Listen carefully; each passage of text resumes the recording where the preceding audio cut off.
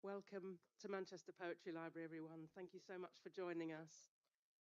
We're here this evening to witness the second in a series, a poetry series that's been curated here with us by Professor Helen Mort. We're very lucky that Helen is a professor here with us at Manchester Metropolitan University, which also has a poetry library.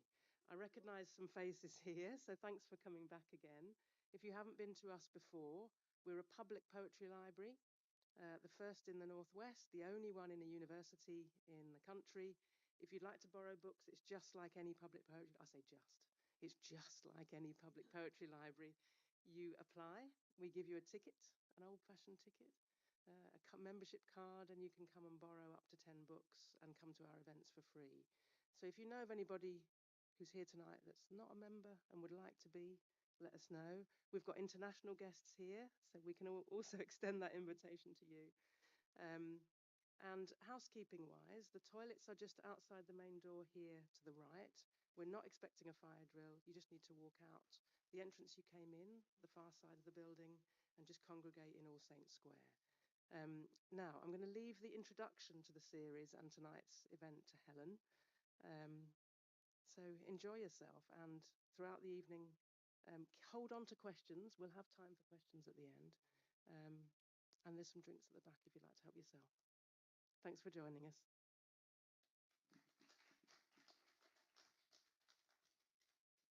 Thank you so much, Becky. Oh, it is working. It's very working. Hope you can all hear okay. Thank you all for coming out this evening. It's wonderful to see you all, to see people who already know from the event series and new faces as well. You're very, very welcome. And if you've not been to the Poetry Library before, please do have a look around afterwards. And also, please come back. You can come back and explore. And in particular, come back to see Malika Booker's wonderful exhibition, Museum for Mothers of Black Bodies Murdered in State Custody, which is a living, breathing, interactive exhibition which she's curated along with fellow writer Lydia Hunat and the Manchester Poetry Library team.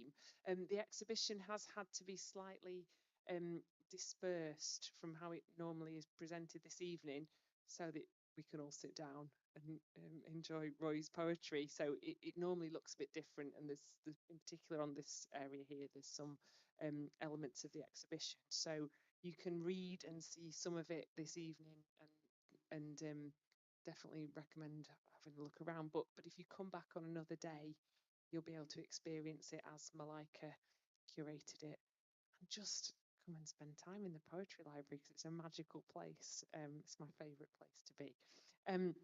Right, without further ado, I'm going to introduce this evening's event and welcome Roy to the Poetry Library. Thanks for coming. So this is a second in a three-part series that we've been doing these events that are curated by. So a member of staff is invited to sort of curate makes it sound more organized probably than you're invited to have some ideas for who you would love to invite to read in the poetry library, and those events, the curated by events, are usually loosely themed as well. The theme that I was interested in as someone who's a poet but also a member of the Centre for Place Writing here at Manchester Met is the idea of eco-poetics and eco-poetry, and what it might mean, and how contemporary poets engage with the more than human in their work, which I thought was a flexible enough topic to allow us to explore lots of different things. And I've told all of the writers to respond to that as tangentially as they would like. But a few questions that have framed the series are things like, how do we give voice to species, other species, creatures and place in poetry? What are the challenges of doing so? And can poetry protect and preserve in any way? Last time in March, we discussed 101 extinction songs with the poet Glyn Maxwell. And tonight our guest is the wonderful Roy Macfarlane. Roy is a poet, playwright, former youth and community worker, many other things. All of the guests that we've got for this series just got biographies that if you read out all the amazing things that they've done, would be here all evening, which would in itself be very nice. But in 2022, he was appointed National Canal Laureate, which we may talk more about later, possibly. Roy's collections are published by the brilliant Nine Arches Press. And please do, if you haven't already bought all of Roy's books, which you should have, but if you haven't, please track them down after this event. You can get those through Nine Arches, as well as borrowing from libraries, of course, like our wonderful library. And he's been shortlisted for many prizes, including the Ted Hughes Award. I think we also share a fascination with herons and all that they symbolise. And I've been revisiting some of Roy's work, especially his work on rivers and water in the past months, thinking about herons. And I actually think nobody has addressed herons better than Roy. Like he does in a poem like "To the heron who stood with me in the ruins of another black man's life." Quoting from that poem, "We stand on the muddy banks, alive, longing for change. To all those gliding towards the sunset, beautiful is your name." So please give a very, very warm welcome to Roy Macfarlane. Oh, sorry, I forgot one very crucial thing, which is that Roy is going to read to us for about half an hour, whatever the mood takes him, and then we're going to have a little conversation afterwards, and then audience questions. So that will be the format of tonight. Now I'll shut up. This right? Because they told me how to do this. Is that working? Okay. How is everybody? Come on, you come into a poetry gig, man. Some of you, I'm sure you've been to an open mic. Yeah. All right, come on, let's get some feeling in the house. How are you doing? That's good. That's good. I want to have a good time with you, and I'm going to share poetry with you. Um, and the journey I'm going to take you on is loosely based around waters, right? Um, I would say that I'm not an eco poet, but I am, and that's weird because when I look at this title, "Living by Troubled Waters," the idea is about how we survive around oceans and waters, and all Jamaica being an island, England being an island, and the migration around waters and things like that. So, and equally, I'm a canal national poet. When they asked me first, would you love to do this, right? First thing I said to him, I don't have a boat. I don't have a boat. How are you going to do this, man? Famous Joe Bell, she had a boat, and a few others had a boat, but I was the one who didn't have a boat. He said, it doesn't matter. People walk along canals. And then I wanted to talk about the community, people around. But without further ado, I want to hear poetry, right? You want to hear poetry? All right. Well, I'm going to start off with this beautiful poem by Joy. Uh, and if you get a chance to buy this wonderful book, please do, right? I'm part of an organization called Poetry Exchange. They got wonderful podcasts. The idea, you ask the question, what poem has been a friend, right? So the best poem is not that one. It's a poem as a friend to you. And that's up to you where you go with that journey. We've had good episodes. We've done it over 10 years, and this collection, Poems as Friends, Poetry Exchange, 10th anniversary anthology, in there, right? So if you get a chance, please get it. And the one Fiona Bennett, Michael Schaefer are often the guys who present it. The wonderful and beautiful Fiona Bennett passed away last year, and it still kind of resonates. And I try to, anytime I perform, I'm always thinking of Fiona, and this is for her. Remember, my joy, Marjo. Remember the sky that you were born under. Know each of the stars storied. Remember the moon, no, no sheep. Remember the sun's birth at dawn. That is the strongest point of time. Remember sundown and giving away to night. Remember your birth, how your mother struggled to give you form and breath. You are evidence of her life and her mother's and hers. Remember your father. He is your life also. Remember the earth whose skin you are. Red, black earth, yellow earth, white earth, brown earth. We are earth. Remember the plants, trees, animal life, who all have their tribes, their families, their histories. Talk to them. Listen to them. They are alive poets. Remember the wind. Remember her voice. She knows the origin of the universe. Remember, you are all people and all people are you.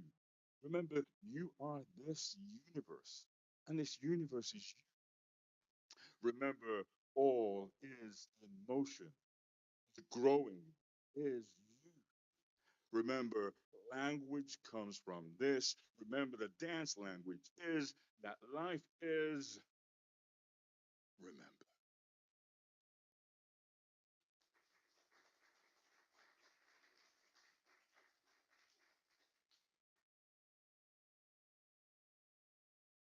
I want to thank Ellen for being here and inviting me along. I'd love to know the person who thought of me as part of this curation.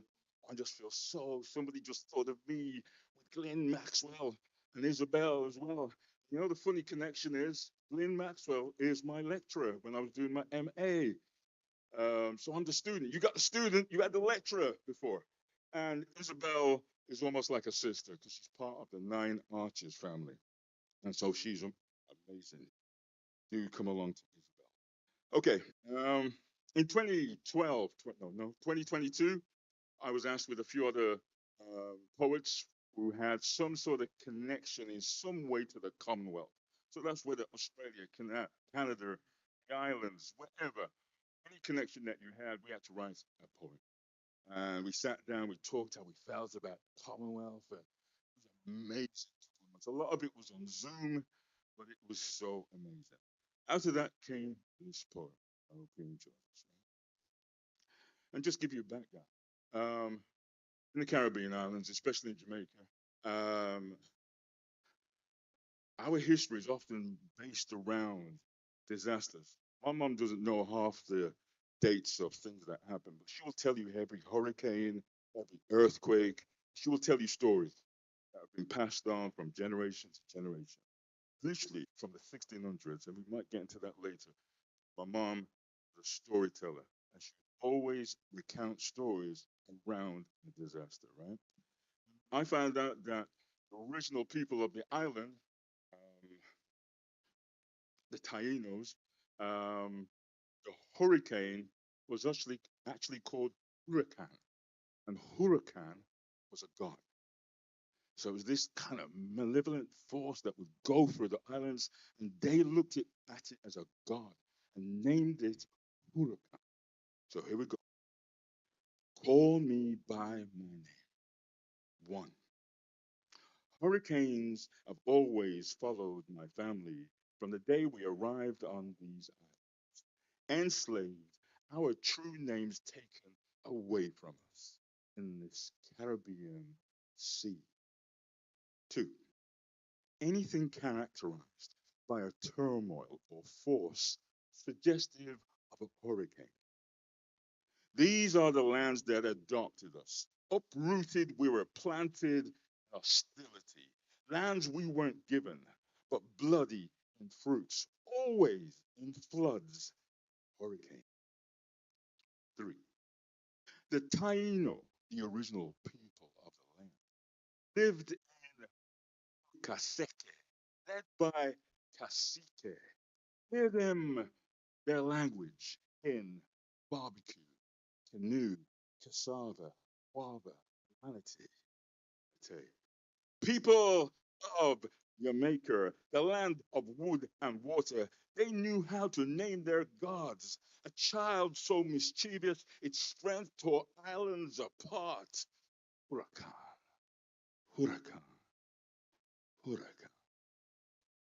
The British, sorry, before British anglicized the name of every time reborn, renamed Charlie, Gilbert, Ivan, Dean. Number 5, our first known meeting with Huracan, the one they called Hurricane Charlie.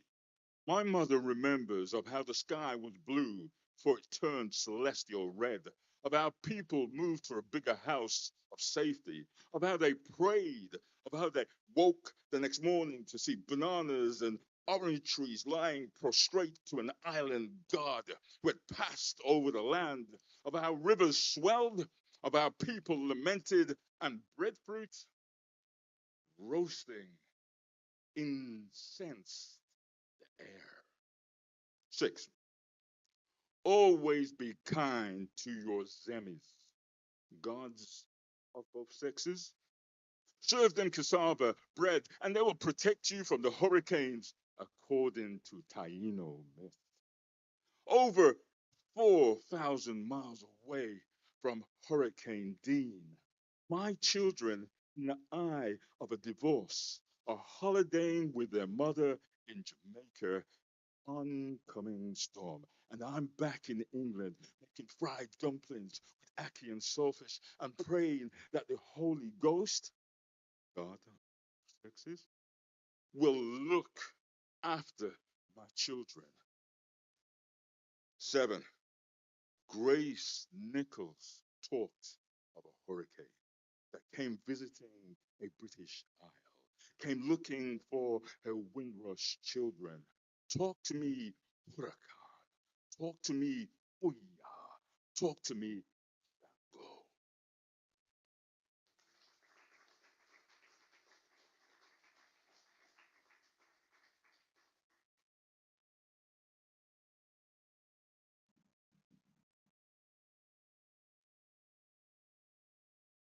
Talk about a Windrush uh,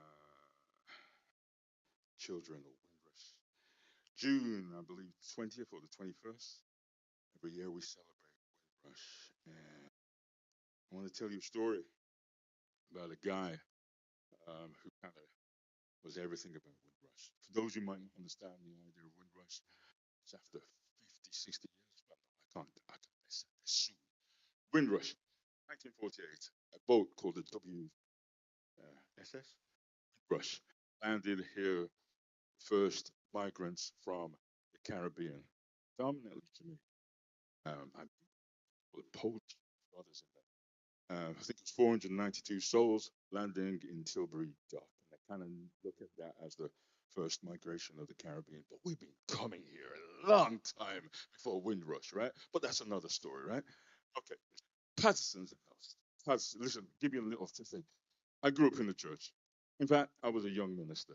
In fact, my dad was the deacon of the church, right? So I was supposed to step in his footsteps. And I did until I was about 30 odd kind of thing. Um, and I was growing up as a young man, 16, man, coming out of school. Yeah, I go on Sunday, I preach, and I talk about God. I go to college. There's women. And I'm doing this. There's women. I have to go back on Sunday and preach, but there's women. But anyway, that's another story, right? But Patterson was the one guy that kind of just knew what we were going through, right? This is Patterson. Patterson's Patterson, the old man of the neighborhood. That young men drowning in oceans of puberty, navigating skies of spirituality, and living in times of uncertainty, found in him a lighthouse for all seasons.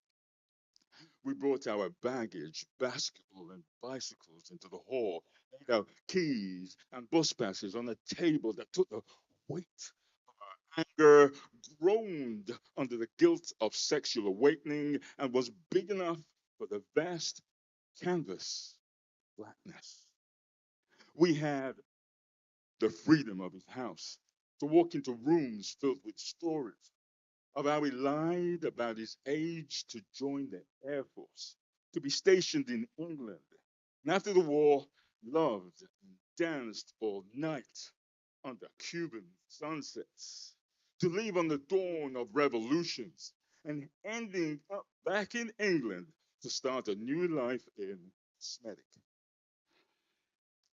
Meeting Malcolm X on Marshall Street 9 days before they shot him in Harlem. Weekends were the best. A pot of soup on Saturday that never ran, filled with answers, love, and understanding. And on Sundays, chicken, rice, and peas, and rivers flowing with Guinness punch. The light never went out at Patterson's, place that felt like Beulah land, where heaven didn't feel so far away. Being a teenager didn't feel like a cross on our backs, carried through fields of guilt.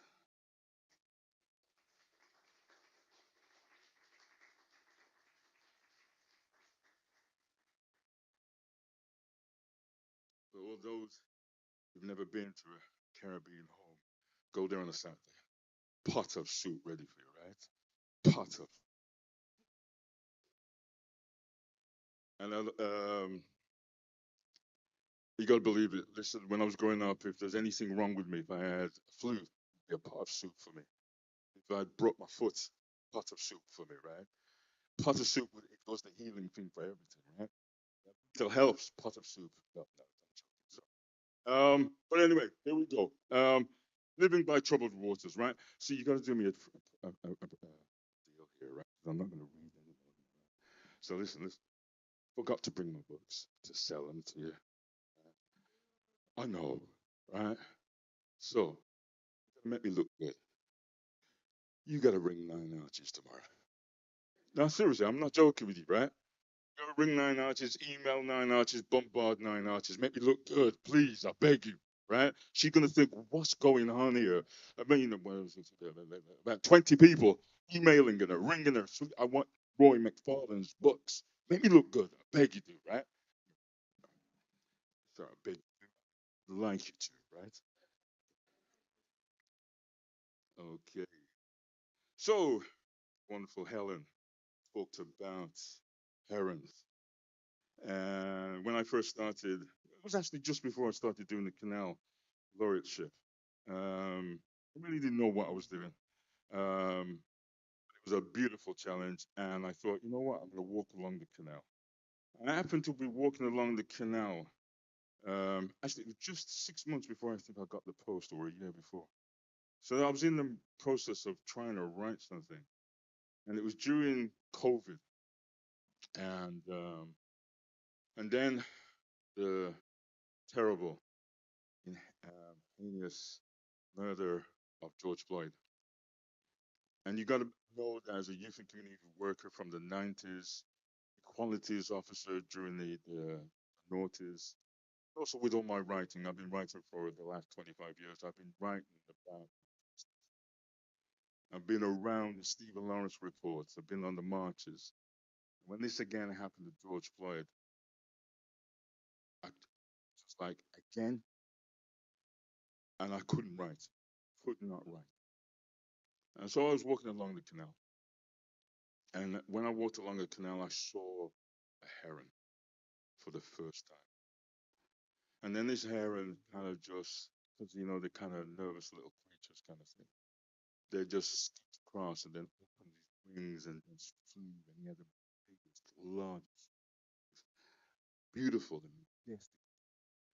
And something about that comment was looking, before he flew off, we were looking at each other. It's almost like this guy was telling me, to write, to write.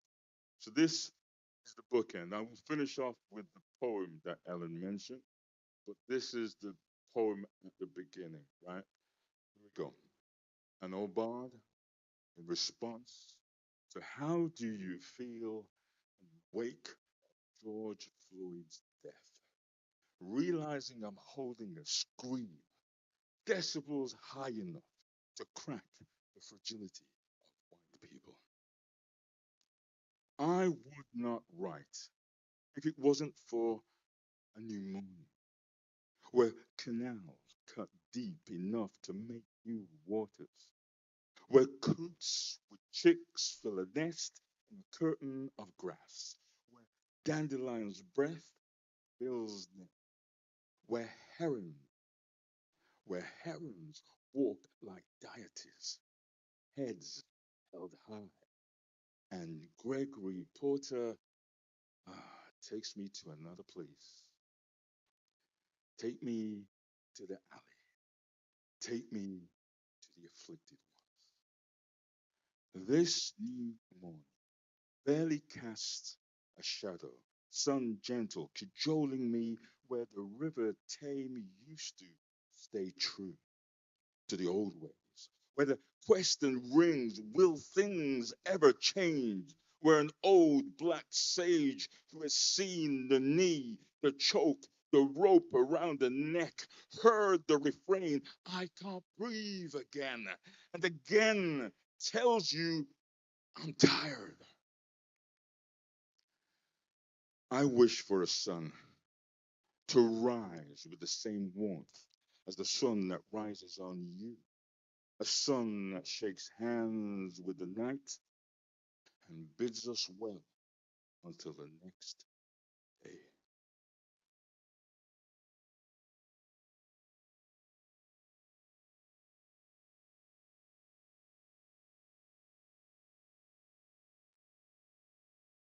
Let me just like, and then I'll get hard again.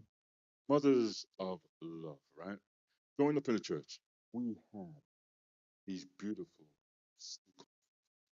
but they were my mom, that would go to any of these houses, get fed, you get, especially if you cute little face. Hey mom, how you doing? Get looked after, right?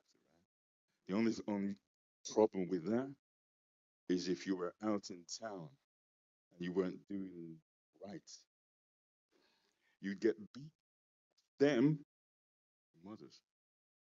And you couldn't go home to your own mother and complain. Because if you complain to your own mother, you get beaten on top of the other beating that you already received, right? But I call them the mothers of love, right? Mothers, wherever they saw us, always greeted us in love. Mother Hill folded it with portions of healings in the name of Jesus. Mother Rowe cooked it in Dutch pots of laughter. Mother Russell, golden brown, shimmered in the beauty of it. Mother Dawkins' table overflowed with it, and Toto and rum cake too. Mother Henry planted it in pots and tended to them. Mother Taylor sung and danced under a moon touched by it. Mother Kane spoke in the softness of aloe vera. Mother Stanley spared not the rod. Mother Douglas sent bags of it. Mother Ruby soaked dried fruits in it for Christmas cakes. Mother Brown prayed for rain and rivers of it. Mother Miller sent it by airmail from Jamaica. Mother folks mixed it with stories and proverbs. Mother Edwards picked it up at the market and passed it on to Mother Campbell, who shared without hesitation. And you remember Mother Hill? Oh, she can be found late at night, folding more for a new day.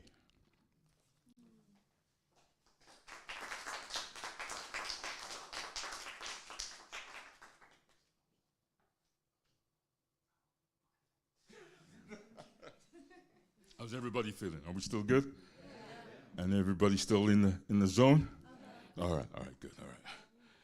Oh, thank you, thank you. Okay. Yeah, you're gonna have to go with the flow with me, right? Because I feel I need to say this, right? Migration. Man, yeah, I could spend all day on it, make me angry.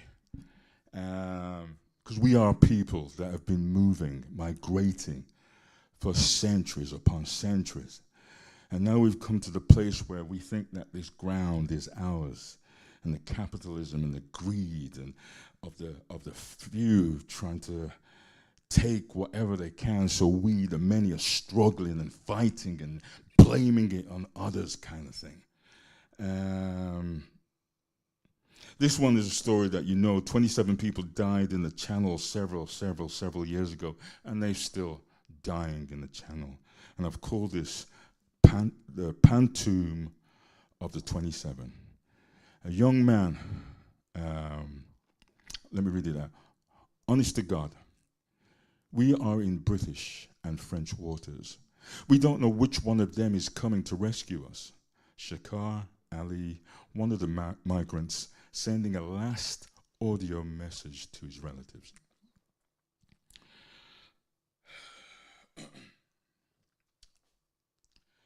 "27 people died in the Channel.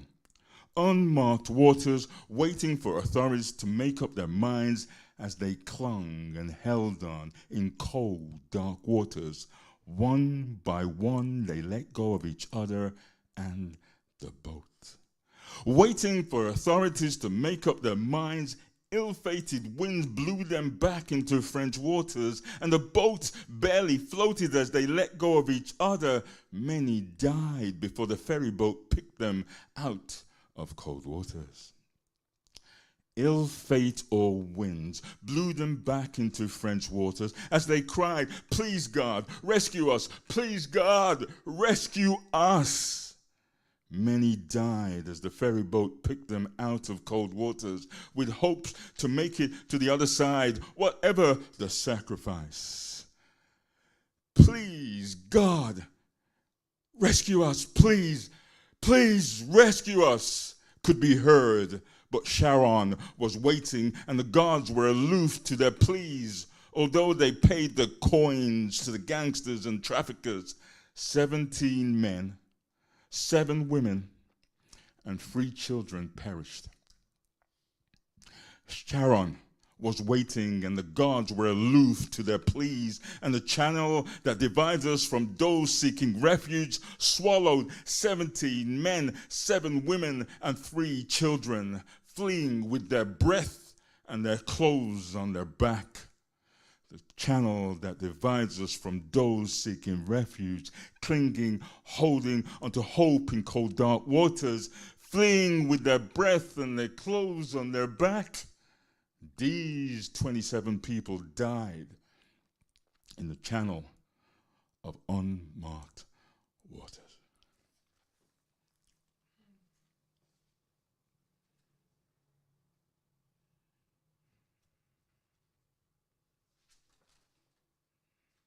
Okay, I'm going to just do 2 more because I will get carried away, right?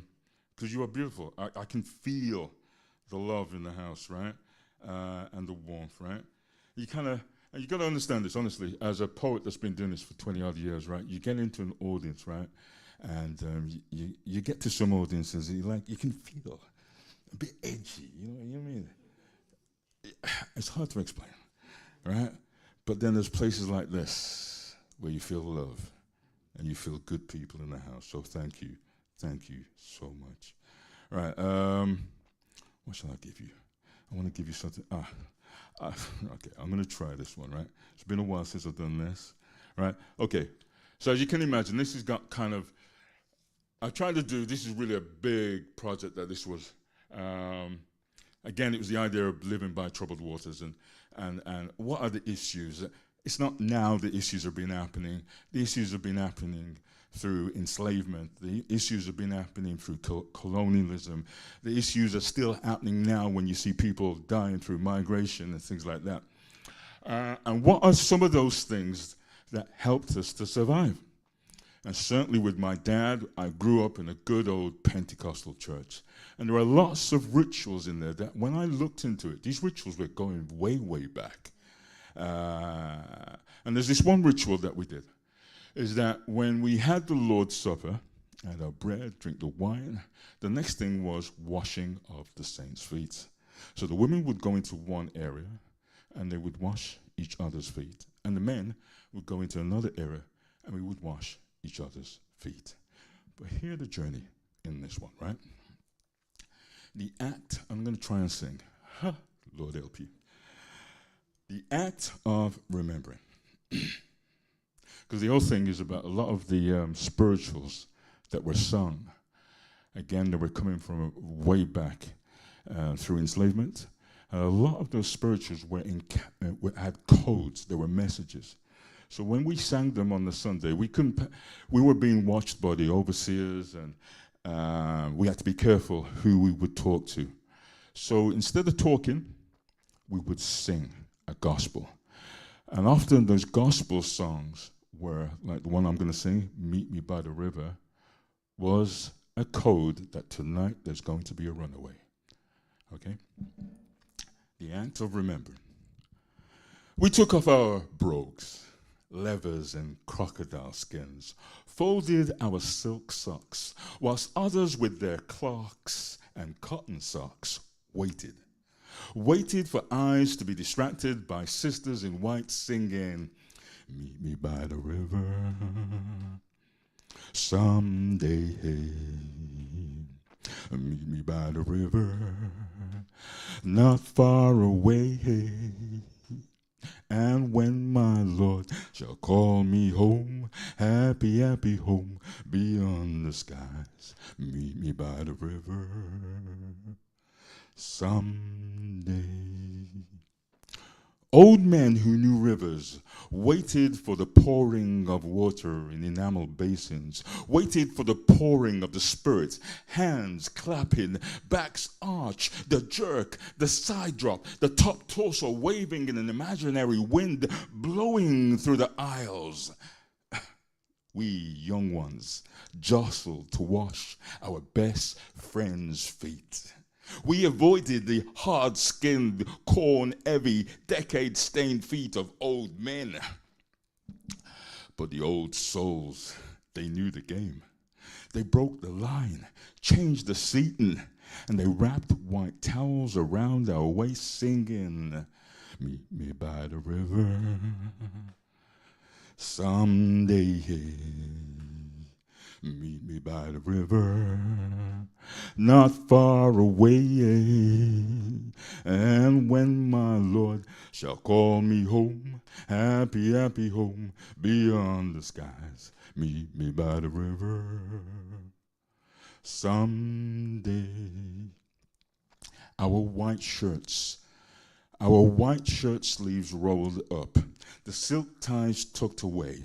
We kneeled before elders, and scooped handfuls of waters, washed weary feet, and we left a bowl filled with a cloud of witness. Thank you.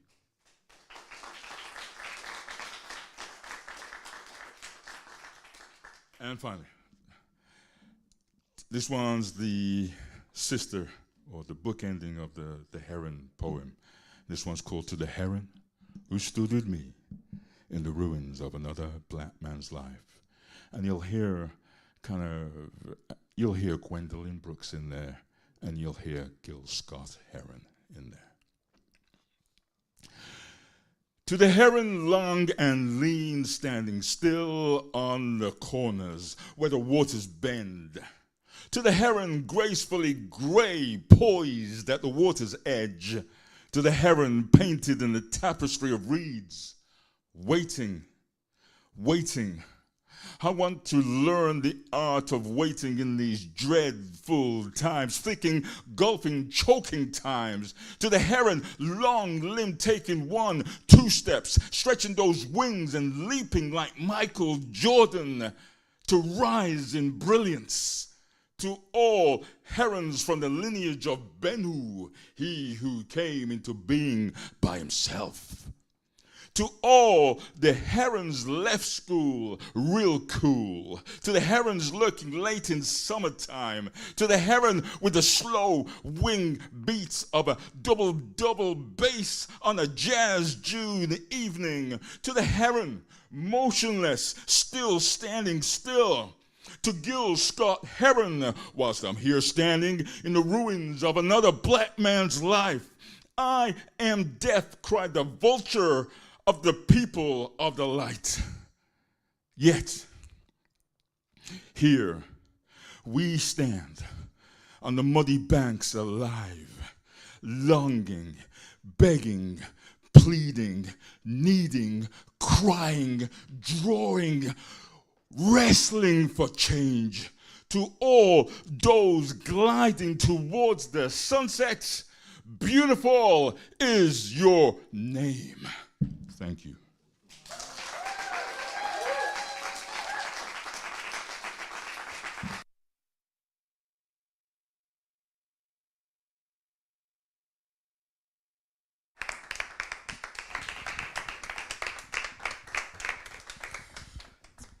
Wow, that was extraordinary, wasn't it? Thank you so much, Roy. Do you know what? I'm just going to say this now because I've been, over the last few months, I've been studying all of the heron poems that have ever been written. I was like, Paul Farley's got a great heron poem. Norman McCaig has got some great heron poems. That's the best heron poem by a long, long way. And what a privilege to hear you perform it for us tonight. So yeah, thank you. So we're going to have a little chat, and then we're going to have a bigger chat with everyone or anyone who wants to participate. But I just wanted to ask you about that thing about this idea of eco-poetry, whatever that means. I mean, whenever we use a kind of a definition, a term, including poetry, like I always think when people ask me what is poetry, I'm like, well, poets are terrible at defining poetry. We just strain for other metaphors to kind of say what it's like without being able to pin down what the thing is. But this idea of eco-poetry and thinking, oh, I'm not an eco-poet. Could I ask you a bit about that? Why is it you've thought you're not an eco-poet? And then you're going, actually, maybe I am. Yeah, I mean, I think when I look at eco-poetry, I imagine, let's say how I started the journey, but how I am now is different now. So I imagine that it's poetry about the land, and it's this beautiful pastoral kind of poetry, and it's all beautiful, and it's about dandelions and things like that. And there's an incredible poet by the name of Muta Baruka who would say, with lives dying, with racism ongoing, and I'm sure if he was talking about it now, he'd be talking about Gaza, he'd be talking about Ukraine, etc., etc. He says, I don't have time to talk about roses and this when people are dying and things like that. So that would have been my mentality, right? But I believe I've been on a journey. And I believe I've talked to some incredible eco-activists who've written some incredible literature. And they've moved me in the way that this. And I wish I could remember this young woman's name who, at the time who wrote her book, she was probably about 19 or 20. She's probably in 24 now. And she wrote this amazing book about, and I still haven't read it all, but I've heard her talk about it, about the activism through activism and poetry and writing. So you're writing about the land, but you also know that the land is being colonized, or it's being raped, it's being commodified. And all of this has all its issues, whether it's around race, whether it's about women, whatever those issues, all of them are linked. When you look at the oil in Africa and Nigeria and what's happening there, when you look at is it cobalt in the phone and what's happening there? When you're looking at so many different, when you're looking at the I don't even want to mention his name, about this idea of somebody wants to rename a gulf and then wants to buy a Greenland and things like this.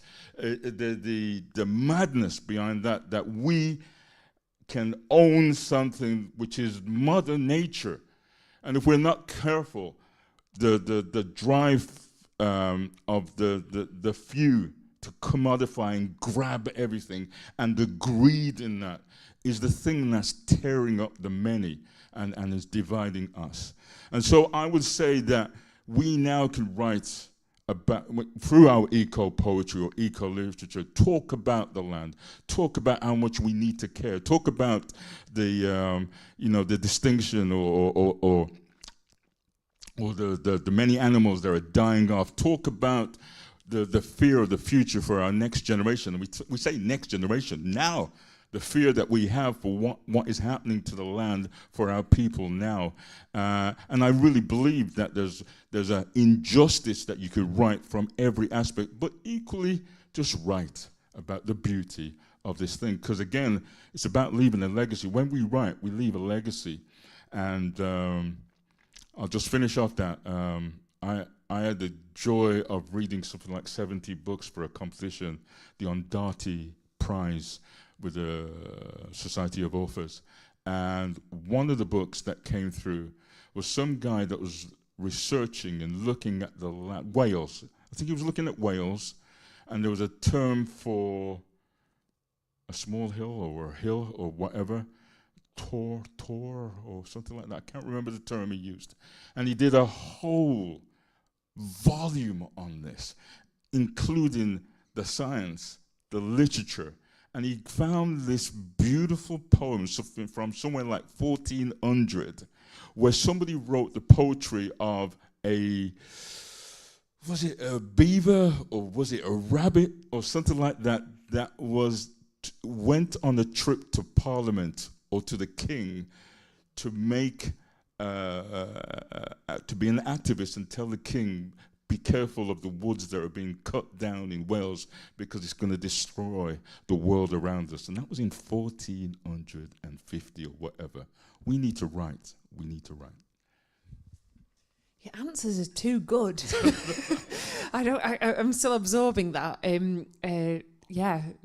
Incredible. And just thinking about that idea of everything being connected, and how I'm sort of thinking about I'm really interested in how we define poetry itself, and how kind of traditionally we get quite hung up on, I think, as poets, like what poetry isn't and what it is, and kind of and then we get a bit fragmented in terms of our poetics. I think I'm on the cusp of asking you the most scary big question of all, which is, what is poetry to you?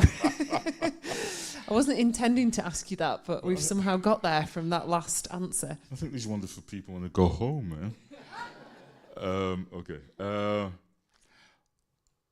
I'll just put it in a nutshell. But listen, I think there's two things for me around poetry. It's something I've just been reading, and it just really resonated to me. And it's something I'm coming up, so it might sound stupid at the moment because it's still in my head. But I see poetry as something between speaking and singing. It's that place right there in between, right? Don't be telling this to people because I'm still writing this out, right? And the reason why I say that, poetry is words. And it's the way we shape these words together to convey an emotion. That's the other thing that I believe poetry is the vessel of emotions that we carry, right? If I'm not feeling what you're writing about, it goes over my head, I can't connect. So I really believe poetry is a sort of an emotional vessel that carries all the shit, the joy, the love, the grief, the pain, the loss. Poetry carries all of that. But the reason why I say equally that poetry is between speaking and singing, it's the sounds of the words. You see how I perform, right? And when I write these things, I will read them aloud to make sure there is a rhythm, there's a flow, that it doesn't. I need it to flow. And I'm sure there are other poets that write, and there might be a little bit, and it's a little bit different to how I do it, right? But for me, I think because we use words, The words have sound, and it literally almost sings, right? Words have cousins and families, and the way you couple them together. Words bounce off each other. Words, you can get them to antagonize against each other because you're drawing out an emotion, a story, a narrative, or something you've observed, something you witness, but most of all, it's the way you put it together that sings on the page that draws me emotional, that I say, I gotta read this. Yeah? That's a nutshell. I hope that makes sense. It made a lot of sense. It's beautiful, and you heard it here first, but don't go tweeting about it because he's still thinking about it. Really interesting as well, that idea of, and I totally agree with you, and also I do the same with my poems, sort of hear them before I kind of write them. And it's making me think about whether there's a link to that idea of the ecological, and poetry in some ways being really well placed to explore the ecological because it's so embodied, and because we're bodies moving around, and that connects us to the sort of fabric of the world in some way directly. Anyway, you're making me think about that. I'm going to ask you maybe one more question, then we'll see. I'm sure the audience will have better questions than me, although I've got lots more, which is about this, the laureate thing. So something that we both share is that we've both been laureates for, we've not been the poet laureate yet. But we've been like Canal Poet Laureate, Derbyshire Poet Laureate in my case, like being asked to sort of be, in a sense, I guess, a kind of spokesperson for a geographical feature or an area in some way. What does it mean to you to be to do those kinds of commissions, that kind of work, where sometimes the impetus for the poem is not coming directly from you, but maybe from something you've been asked to respond to? And is it different from the way you write normally? That's like 3 questions in one for you there, Roy. Well, I've been blessed to be a Birmingham Poet Laureate and the National Canal Laureate. And there's residencies that are done. Forgive me, I was Starbucks resident a long, long time ago, right? Forgive me. But all these things that may have a theme and, like you say, geographical setting kind of thing. I think first it's the kudos. Man, when somebody comes up to you and says, would you, first of all, the Birmingham Poet Laureate, I had to apply for that, and it was a competition. You had to send in four poems. One had to be about Birmingham, right? And then you're shortlisted, and then you have to perform in front of judges, and the judges would ask you, what would you do if you get this laureateship, right? The National Canal Laureateship, I got a phone call, and would you like to do this? And I thought that was cool. And so for me, the journey of being a laureate is the kudos. It's amazing. It's an acknowledgement, I feel, for my journey as a poet. I can't say it any other way. I write. As poets, we write by ourselves. We get if we're lucky, we get a book out every 2 years. The other times, if we're not lucky, we're trying to get a gig or an open mic or get some money that we might do a one-man, one-woman show kind of thing. So when you get this, it's amazing. But the other part of the story is that you're challenged now, because anything can be thrown your way. In that you have to write, and sometimes you're given a week, and sometimes you might be given a month, right? And sometimes literally you get a phone call the night before. We are desperate. Could you please, if it's okay, could you? All right, let's go for it, right? So for me, it was a blessing. It pushed me. Like I say, the Canal Laureateship was about waters.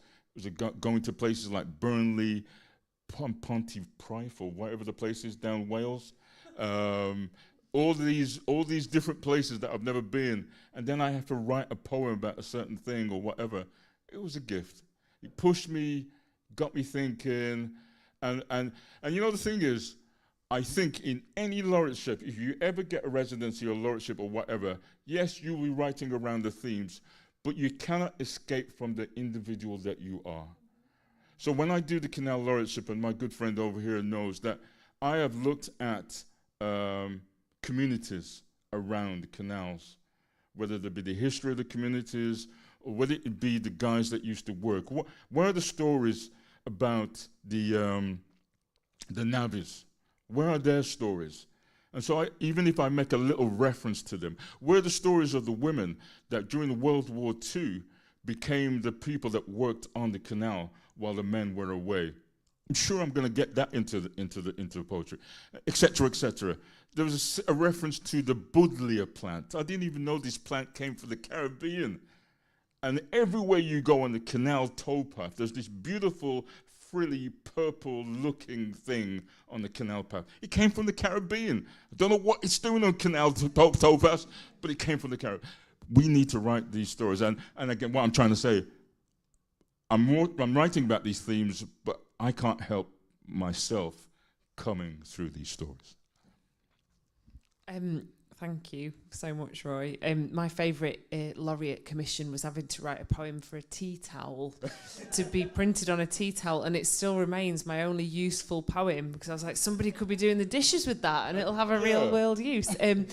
Thank you so much. I feel like I was sitting there like one of those nodding dogs in cars with everything you were saying, which always happens when I speak to poets. We're going to have a few questions from the audience. If anyone would like to ask anything, we've got a bit of time, and this microphone can go to you if you would like to ask anything. So just raise your hand and I'll bring the mic.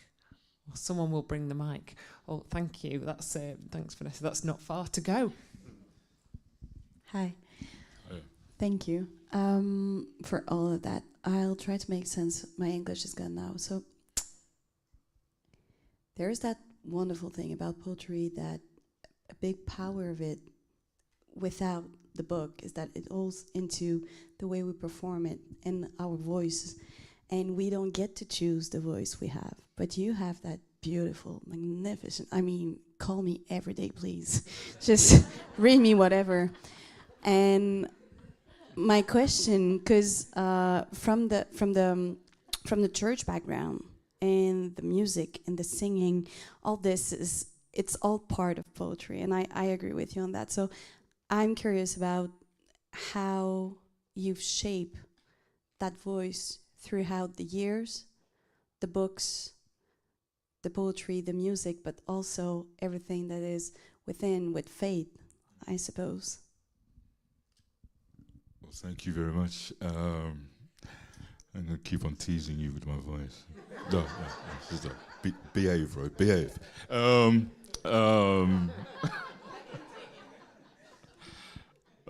forgot what the question was. No, seriously. Yeah. So, all I can say is it's a blessing that I've got this voice.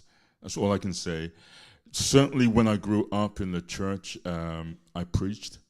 When you were about something like 7 or 8, you have these elderly sisters and brothers that you would have Sunday school, and you would have to get up and recite a verse. And you have to recite a verse in front of 50 or 100 people, and it's your diction and everything, and you couldn't be afraid. I mean, the idea is that the Spirit of God came through you, etc. But the humanity of it is that you're standing in front of people, and by the time you're 12, you know the scriptures off by heart, and you know the books of the Bible, and by the time you're something like 16 or 18, you're preaching, and you have to.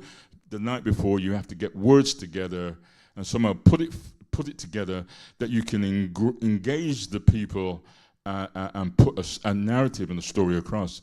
So I really believe that my poetry and the way I perform I'm indebted to that. No matter how much I don't believe in the institution, I still believe in the higher being, but I don't believe in the institution. I know what I was taught. I know that was my ground of training and love, and from then my voice was on the training ground. I'll give you one more thing along the journey. When I was about to do my first book, 9 Arches sent me to a voice coach, and Jane says, it's not that your voice is amazing, but I just want. And she had seen something that I hadn't seen. And I just want to make sure that you recognize how amazing your voice is, right? So I went to this voice coach, and it's this school. There's a school up in Scotland. This woman has died about 10 years ago, but she's unique.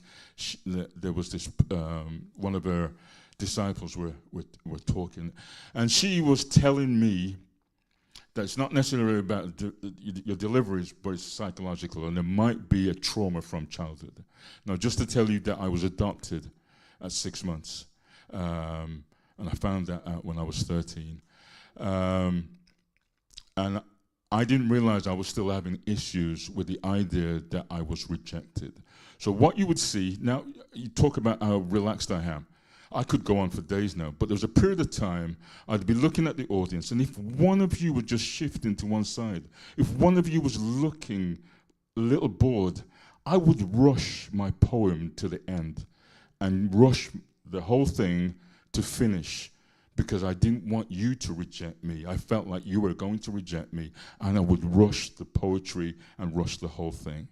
And what she told me is that, no, you're not a rejection. You're loved, and when people come to see you, they've made an effort to come to see you, so they must want to see you, and they must love you, and that place is yours. Where you stand, it's yours.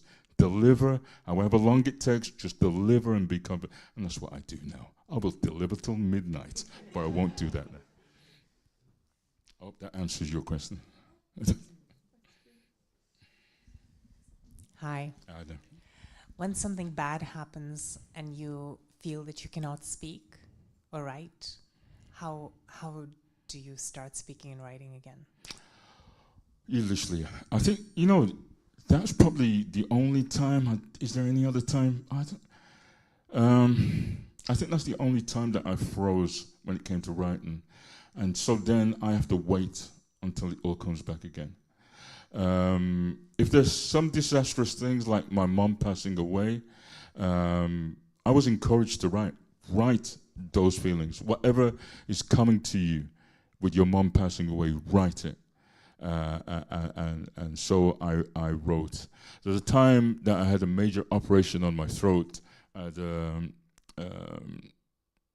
don't know what it's called again, I can't remember. But I had a lump growing at the side of my throat, and it's about 2 years ago, and they cut through, and I was afraid that they would nick my vocal cord. And even that, I wrote my fear of what was going to happen. So it's only been one occasion. I think that was anger, and I couldn't believe, and maybe it was because of 20, 30 years of fighting injustice. It was almost like that was so traumatic, what happened to George Floyd. And I think what's even more traumatic is that it was constantly being played over and over again. Now, for me, that was almost like back in the 30s when somebody was lynched, they would have a party. They would take pictures, they would have postcards, and they would sign postcards of the lynching and people standing in front of the lynching. And I'm just thinking, what happened to George Floyd was almost like a lynching, and yet it's being played over and over and over again. And I think that's the trauma that got to me, and I couldn't write at that time. But then I have to wait for the muse to come back to me. Yeah?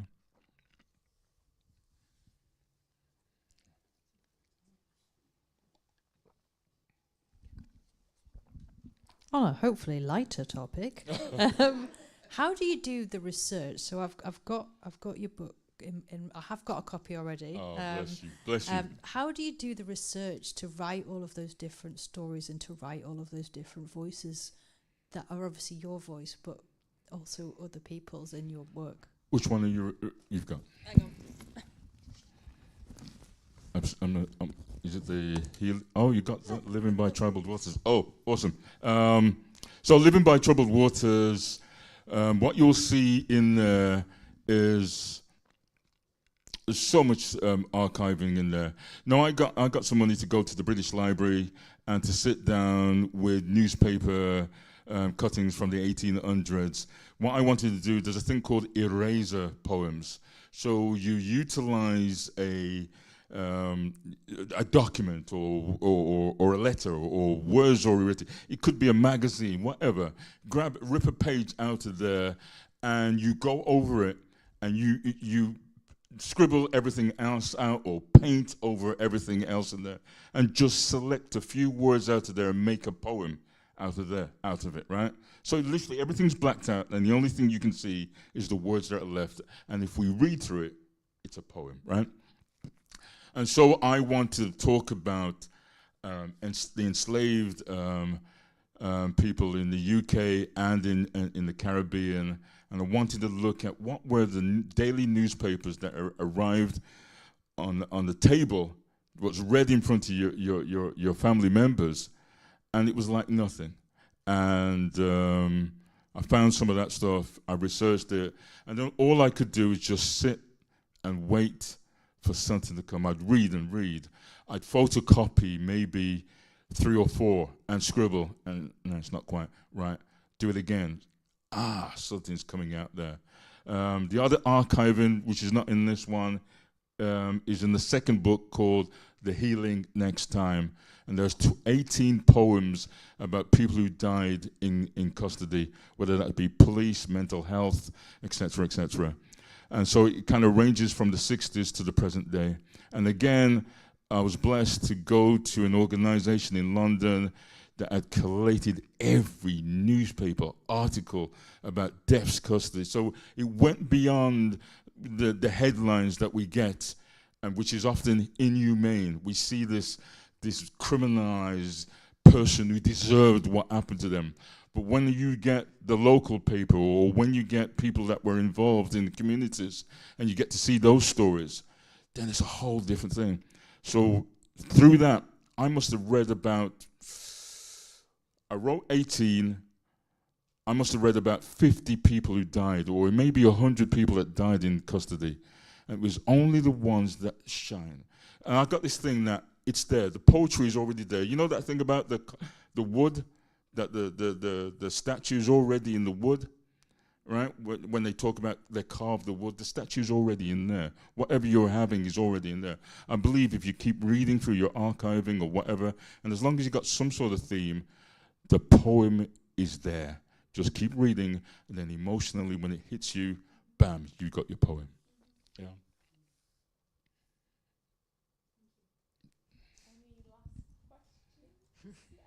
Hello.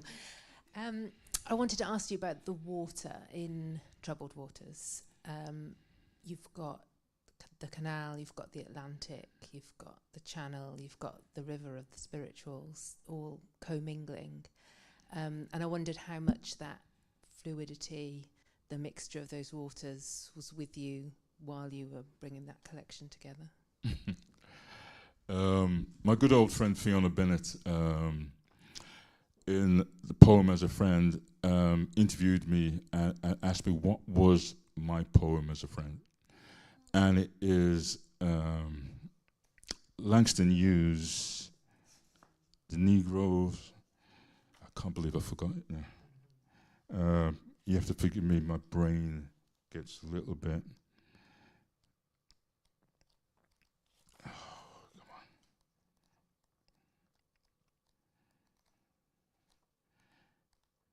Just my luck when I'm trying to think.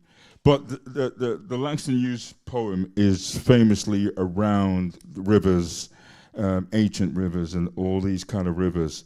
And so we had this conversation that you've got, Roy, you've got a thing about waters in some shape or form that you're connected. And I don't know what that is, if I'm a water babe or if I'm a some sort of deity of the water.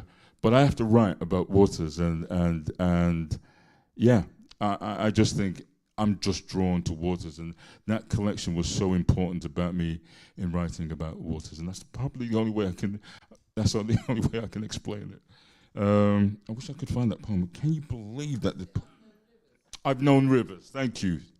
But I just wanted to read a line out there. I've known rivers. Where are you, Roy Macfarlane? There you go. The Negro Speak of Rivers by Langston Hughes. Page 26.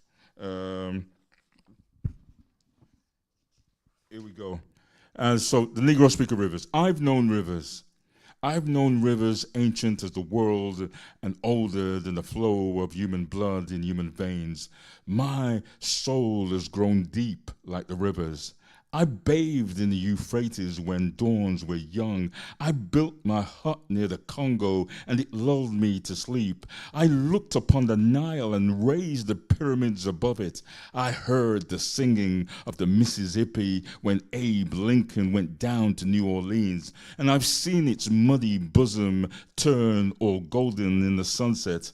I've known rivers, ancient dusky rivers. My soul has grown deep like the rivers. And I guess that's me. Thank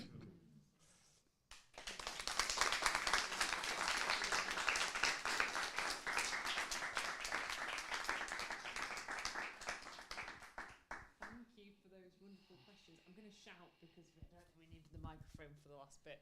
I think it's fine. Oh no, maybe thanks, Becky. Thank you. Oh wow, loud. Thank you so much for your questions, and thank you for coming. It's been a beautiful evening. I think you'll all agree. Yeah, we're all going to be emailing Nine Arches tomorrow morning at about 9 o'clock or 9:30 poetry press time, probably. Even if we've already got Roy's books, let's ring them anyway and say how wonderful this evening was. Thank you so much for the Centre for Poetry and the Centre for Place Writing for supporting this event this evening, and of course to everyone who works at or with the wonderful Manchester Poetry Library. The last event in the series is going to be in June, and that is with Isabel Galleymore and Hannah Copley. We've got a double bill to end the series. And yeah, thank you very much for coming. I'm sure I've forgotten to thank people because I'm still thinking about the poetry. So yeah, safe journeys all, and once more, huge Manchester thank you to the wonderful Roy Macfarlane. Thank you so much. Thank you.